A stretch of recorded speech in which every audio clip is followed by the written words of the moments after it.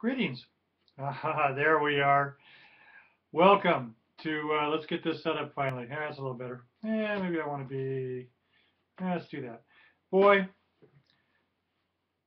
I've been doing this all evening and I haven't had any sound. I had beautiful 10-minute lectures, which you're not going to get now. You're lucky if you get 3 minutes out of me now. Um, but there was no sound. But now I have sound again. So things are good. Things are great. Welcome, week 10, Intro to Addictions, part 1 of our 2-part marijuana series. As I said in all my other lectures, I broke this into 2 parts, hopefully, again, method to my madness time. This week, week 1, I want to look at what we know, what we've discovered about the effects of legalization. Alaska has now legalized recreational marijuana use.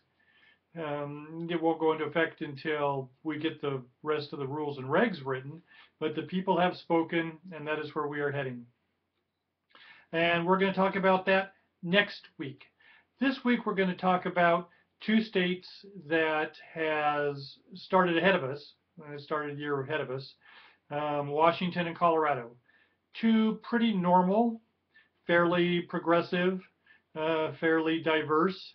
Both Washington and Colorado have got these mountains splitting them down the middle, and the eastern Washington is not western Washington, and vice versa. You have a very liberal side, very conservative side, big cities on one. Interesting politics.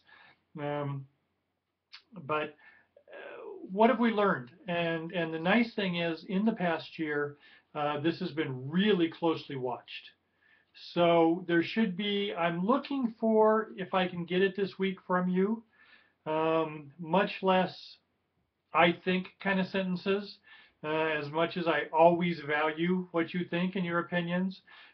This week, if you can start your discussions not with I think, but look into what it is we know, what it is we've discovered, what are other people saying and writing about. Both these 2 states, very controversial, lots of coverage, lots of journalism on it. I gave you a list of some of the major newspapers in the states. You'll be able to find major TV stations in all of those cities. The experiment of Colorado and Washington legalization has been really well documented up till now. And you can find, this was in this Sunday's Seattle Times. Let's see, those are marijuana plants on the front page here. High hopes, it says.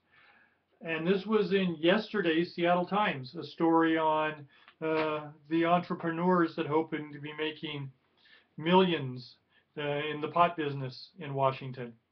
So look at that. I mean, again, this stuff is a day old, so you'll be able to find very current hospitalization stats, tax stats,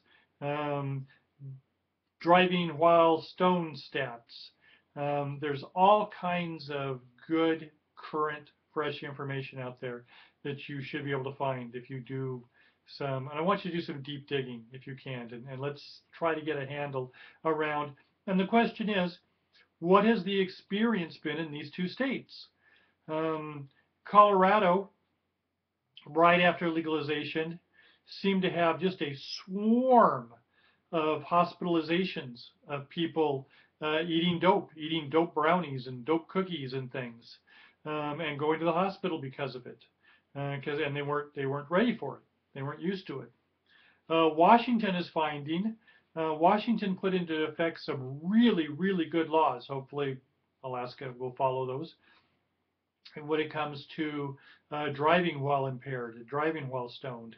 But so far in the first year, there was an article just this last week.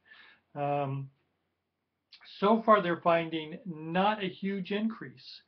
And the first guesses coming out is maybe the same people that was stoned before the law are those people that are stoned after the law. Maybe there's not a lot of new stoners. Maybe it's mostly existing stoners. You know, what did the law have to do on the black market.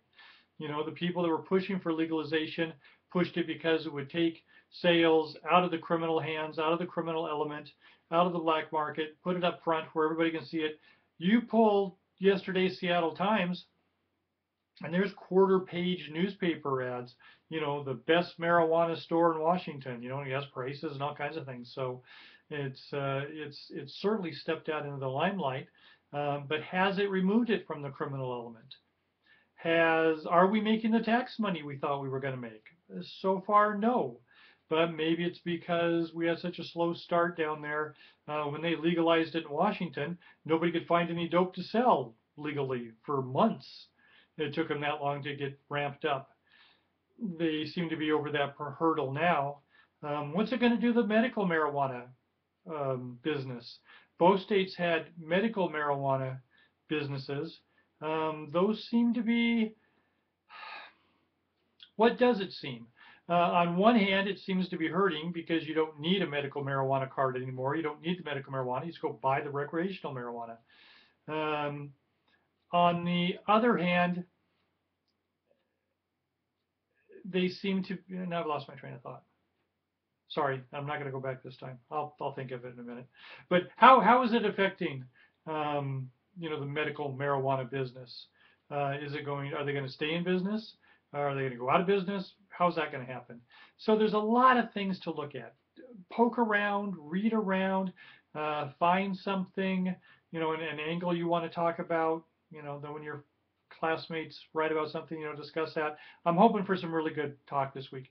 Then next week, we will look at what's in store for Alaska. Well, what can we, looking at what we know from Washington and Colorado, how do we think it'll affect Alaska? What do we expect to see up here, et cetera, et cetera. So that'll be next week.